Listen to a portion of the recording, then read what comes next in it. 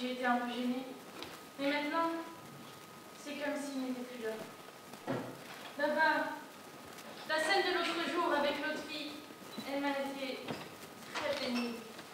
À moi aussi, Abenti. À moi aussi.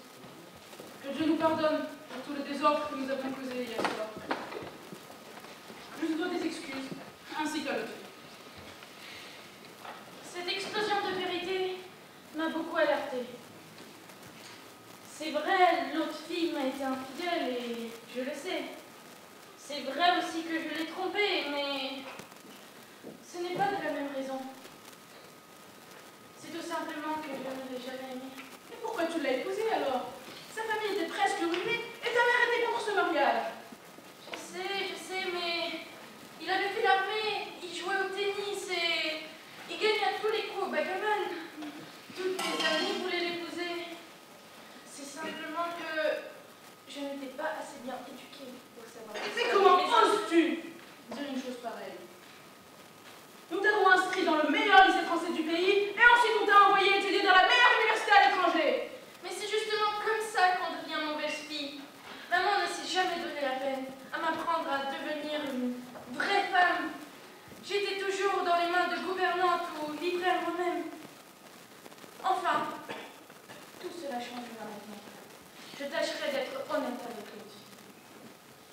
Mais, dis-moi, Baba, tu le supporteras si un jour le divorce devient inévitable? Oui. Ne t'inquiète pas, Elodie. Je serai toujours à tes côtés.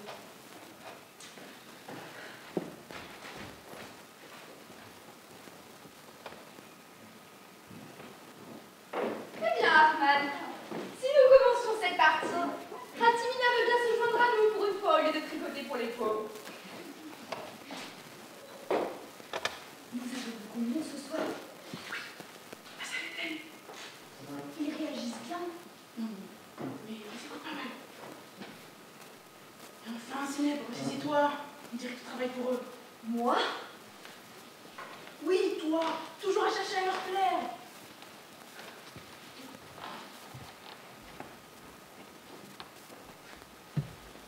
C'est cocasse la vie.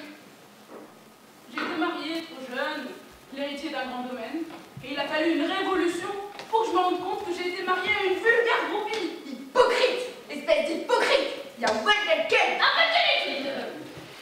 On sera à vos premières années de mariage. Le temps a coulé depuis. Tâchez de le montrer au public.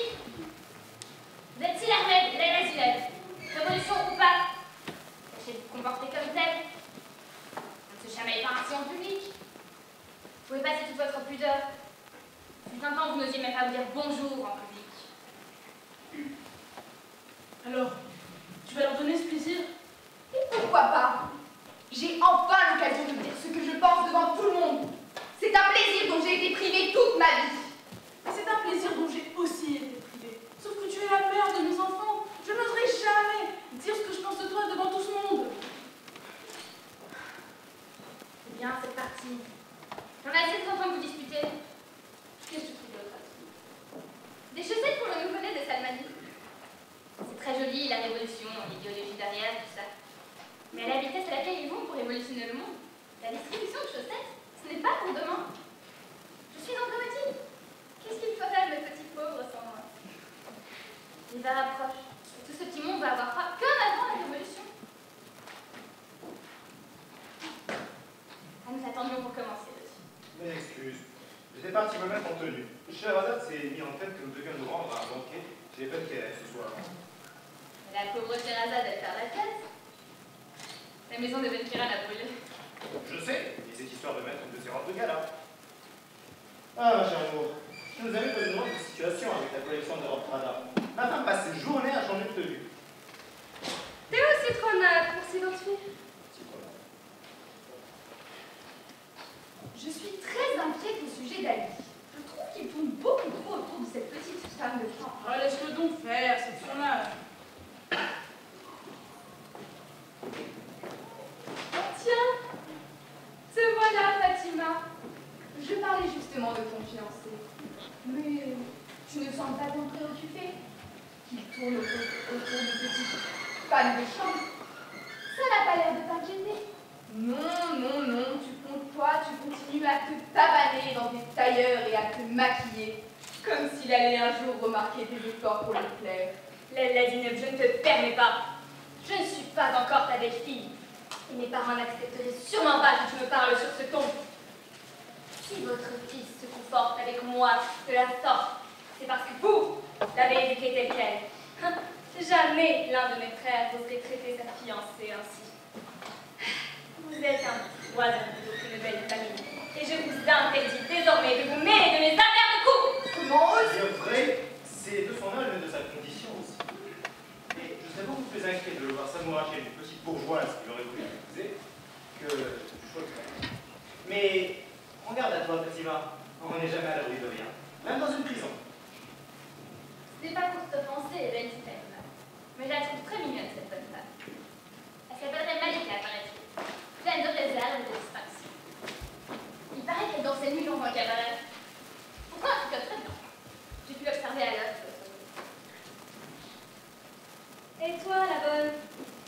Il me semble que tu as oublié de passer un coup par ici.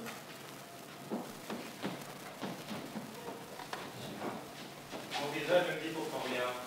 Je ne crois pas l'avoir déjà vu dans un bar ou un cabaret. Moi, en revanche, ce joli visage me dit quelque chose. C'était un banquet, je crois. Je suis persuadée de l'avoir déjà rencontré. Le dernier banquet auquel nous sommes allés, j'étais chez les Benachour, et tu as fait un scandale parce que le couscous était servi trop froid. Mais oui! Voilà où je l'ai rencontrée. C'est justement la fille des Benachour. Tu vois que tu peux être utile quand tu veux, Ahmed. Elle s'appelle bien Malika. Tu as raison, Khaltimina. Mais quelle honte! Comment une femme aussi distinguée a-t-elle pu être réussie à jouer les bonnes femmes de chambre? C'est tout ce qu'elle mérite. Jouer les pauvres ménagères. Elle ne mérite pas mieux. Une ancienne Benachour qui réussit à sortir sa tête de la liste. Elle veut me voler mon fiancé maintenant. Que demande de plus le peuple? Ça ne va pas se passer comme ça. Cela va se passer exactement comme je l'entends. Il y a eu une révolution.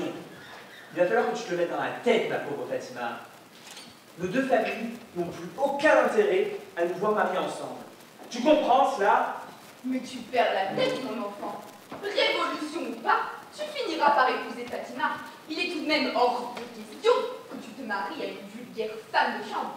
Un minimum d'estime pour toi-même. Mais ce n'est pas une femme de chambre. Tu l'as dit toi-même, c'est une Benachour. Raison de plus. Tu l'épouseras, un point c'est tout.